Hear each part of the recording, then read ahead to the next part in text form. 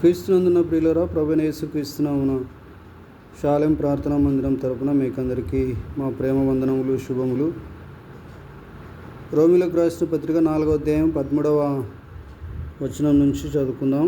అతడు లోకమునకు వారసుడు అగునను వాగ్దానము అబ్రహామునకైనను అతని సంతానమునకైనను ధర్మశాస్త్రం మూలముగా కలగలేదు, కానీ విశ్వాసం వలనైన నీతి మూలముగానే కలిగెను. ధర్మశాస్త్ర సంబంధులు వారసులైన ఎడల విశ్వాసము వ్యర్థమగును, వాగ్దానమును నిరర్థకము అగును. ఏలైనగా ధర్మశాస్త్రము ఉగ్రతను పుట్టించును. ధర్మశాస్త్రము లేని ఎడల అతిక్రమమును లేకపోవును. ఈ హేతు చేతను ఆ వాగ్దానమును యావత్ సంతతికి, అనగా ధర్మశాస్త్రం గల వారికి మాత్రము కాక అబ్రహామునకు ఉన్నట్టి విశ్వాసం గల వారికి కూడా దృఢము కావాలనని కృపను అనుసరించినదై ఉండునట్లు అది విశ్వాస మూలమైనదాయను. తాను విశ్వసించిన దేవుని ఎదుట, అనగా మృతులను సజీవులనుగా చేయువాడును, లేని వాటిని ఉన్నట్టుగానే పిలుచువాడునైన దేవుని ఎదుట అతడు మనకందరికీ తండ్రి అయి ఉన్నాడు. క్రీస్తునందున ప్రియులరా, మరి మనము చదువుకున్నటువంటి వాక్య భాగంలో 13వ వచనంలో అతడు లోకమునకు వారసుడు అగునను వాగ్దానము అబ్రహామునకు అయినను అతని సంతానమునకైనను ధర్మశాస్త్రం మూలముగా కలగలేదు. అవును ప్రియులరా, మరి అబ్రహాము జనములకు తండ్రి అని పిలువబడుతున్నాడు ప్రియులరా. ఎందుకంటే అబ్రహాము సంతానం ద్వారా మనమందరం కూడా ఈ లోకంలోనికి వచ్చి ఉన్నాము. అది యూదులేమి, గ్రీసు దేశస్థులేమి, అన్యులేమి, ఎవరైనాను. అతడు లోకమునకు వారసుడు అను వాగ్దానం, అది ఒక వాగ్దానం ప్రియులరా, అబ్రహాము పైన ఉన్నటువంటి వాగ్దానం. అతడు లోకమునకు వారసుడును అగును. మరి ఎవరు అతను అంటే అబ్రహాము, లోకమునకు వారసుడు. మరి ఈ వాగ్దానం అబ్రహామునకైనను అతని సంతానమునకైనను మరి ఏ విధంగా కలగలేదు అంటే ధర్మశాస్త్రానికి లోబడుట ద్వారా ధర్మశాస్త్రం మూలంగా కలగలేదు. మరి ఎట్లా కలిగింది ఆ యొక్క వాగ్దానం అబ్రహాముకి? ఎట్లా కలిగింది అంటే విశ్వాసము వలనైన నీతి మూలముగానే కలిగెను. కాబట్టి విశ్వాసం ద్వారా దేవుడు అబ్రహామును పిలిచినప్పుడు అబ్రహాము దేవుని మాట యందు విశ్వాసము ఉంచాడు. ఆ విధంగా ఆ పిలుపు యందు విశ్వాసం ఉంచటం వలన, దేవుని యందు విశ్వాసం ఉంచటం వలన, ఆ విశ్వాసం ఉంచటం వలన ఏం కలిగింది? అతనికి నీతి కలిగింది. ఆ నీతి మూలముగానే ఆ వాగ్దానము పొందుకున్నాడు ప్రియులారా. ఏ వాగ్దానం పొందుకున్నాడు? లోకానికి వారసుడు అయ్యే వాగ్దానాన్ని పొందుకున్నాడు. అతని సంతానము లోకానికి వారసులు అని పిలువబడే వాగ్దానాన్ని అబ్రహాము పొందుకున్నాడు ప్రియులారా.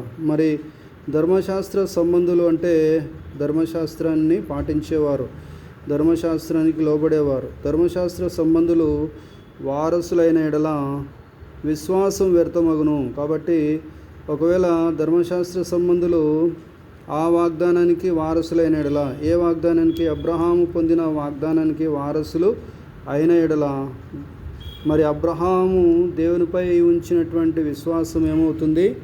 వ్యర్థమవుతుంది ప్రియులారా. కాబట్టి వాగ్దానమును నిరర్థకము అగును. కాబట్టి మరి వాగ్దానం కూడా ఏమైపోతుంది? తన మీద ఉన్నటువంటి వాగ్దానము, అందరికీ వారసుడు అనే వాగ్దానము, జనములకు వారసుడు అబ్రహాము అనే వాగ్దానము మరి ఏమవుతుంది? నిరర్థకము అవుతుంది.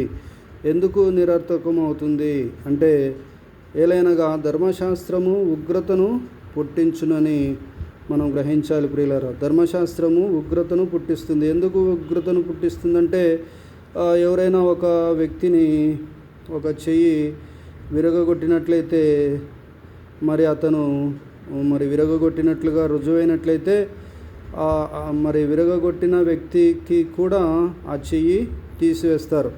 ఏ చెయ్యి అయితే విరగొట్టాడో ఆ చెయ్యిని తీసివేయడం ధర్మశాస్త్రం బోధించేది. కన్ను తీసేస్తే కంటికి కన్ను, పన్ను తీసేస్తే పంటికి పన్ను తీసివేయబడుట అనేది జరుగుతూ ఉంది. ఒక ఎద్దు గుంతలో పడి మరణిస్తే దానికి సంబంధించినటువంటి క్రయధనము తన యొక్క మరి యజమానుడు మరి వేరే వారికి ఆ యొక్క ఎద్దు లేదా ఆ పశువు నష్టం కలిగిస్తే నష్టపరిహారాన్ని చెల్లించాలి. ఇది ధర్మశాస్త్రము చెప్తా ఉంది.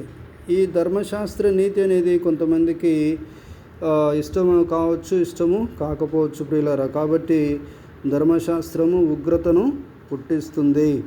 ధర్మశాస్త్రము లేని ఎడల, ఒకవేళ ఇటువంటి నిష్ట నియమాలు లేనట్లయితే మరి అతిక్రమమును లేకపోవును.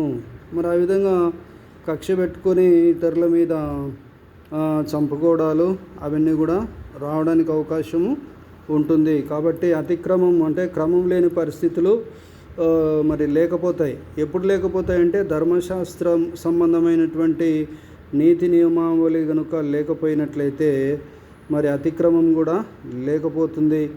అయితే ఈ కారణం చేత ఈ వాగ్దానమును, ఏ వాగ్దానమును, అబ్రహాము పొందినటువంటి వాగ్దానమును యావత్ సంతతికి అంటే యూదులందరికీ, మనందరికీ కూడా, అన్యులమైనటువంటి మనందరికీ కూడా మరి యావత్ సంతతికి అనగా ధర్మశాస్త్రము గల వారికి మాత్రమే గాక, అంటే ధర్మశాస్త్ర క్రియలను చేసేవారికి, ధర్మశాస్త్రాన్ని పాటించే వారికి మాత్రమే గాక, అబ్రహామునకు ఉన్నట్టే విశ్వాసము గల వారికి కూడా, అంటే అబ్రహాముకు ఏ విధమైనటువంటి విశ్వాసము దేవుని మీద ఉందో అలాంటి విశ్వాసాన్నే కలిగి ఉన్నటువంటి మనకందరికీ కూడా, వాళ్ళందరికీ కూడా, మనకందరికి కూడా, అబ్రహాముకు ఉన్నటువంటి విశ్వాసం గల మనందరికి కూడా దృఢము కావలెను.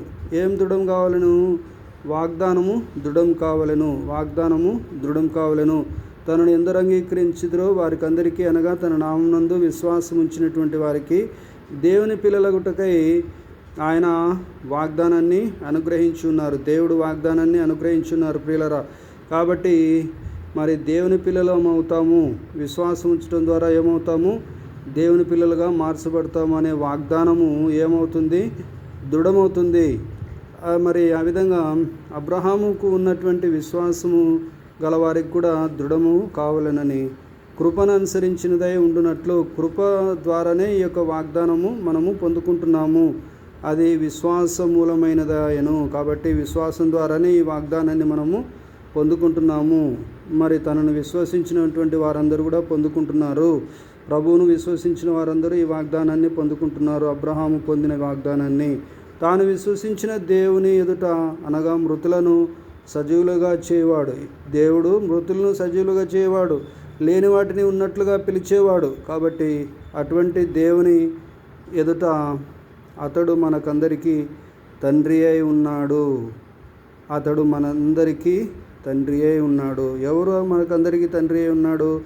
అబ్రహాము మనందరికీ తండ్రి అయి ఉన్నాడు. ఎందుకంటే దేవుడు ఉన్నవాటిని లేనివాటిగా, లేని వాటిని ఉన్నవాటిగా పిలిచే దేవుడుగా ఉన్నాడు. కాబట్టి ఆ ప్రకారంగా దేవుని యొక్క వాగ్దానాలను స్వతంత్రం చేసుకుని దేవుని పిల్లలుగా మార్చబడి, దేవుని సొత్తుగా మార్చబడి, రాజులైన యాజక సమూహంగా మార్చబడి, దేవుని చిత్తానుసారంగా జీవిస్తూ ఆయన ఆజ్ఞల మార్గంలో నడుచుకుంటూ మరి మనందరం కూడా సర్వలోకమునకు వెళ్ళి సర్వసృష్టికి సువార్తను ప్రకటించుడి. నమ్మువాడు రక్షించబడును, నమ్మని వానికి శిక్ష విధించబడునని దేవుడు ఇచ్చినటువంటి వాగ్దానాన్ని, ప్రభు ఇచ్చినటువంటి వాగ్దానాన్ని యావత్ సంతతికి తెలియపరిచి, మరి సర్వమానవాళికి తెలియపరిచి, మరి ప్రభువు నామమునందు విశ్వాసం ఉంచినట్లుగా వారికి హెచ్చరిక చేస్తూ ముందుకు సాగవలసిందిగా దేవుని పిల్లలమైనటువంటి మనమందరం కూడా దేవుని చేత కోరబడుతున్నాం ప్రియులరా. కాబట్టి ఆ ప్రకారంగా చేయడానికి దేవుడు మనకు అందరికి కూడా తన యొక్క విశేషమైనటువంటి కనికరమును, కృపను చూపించి నడిపించును గాక. దేవుడు ఈ యొక్క వాక్యాన్ని మన వినికిడిలో ఆశీర్వదించును గాక. Amen. Hallelujah. God bless you all abundantly.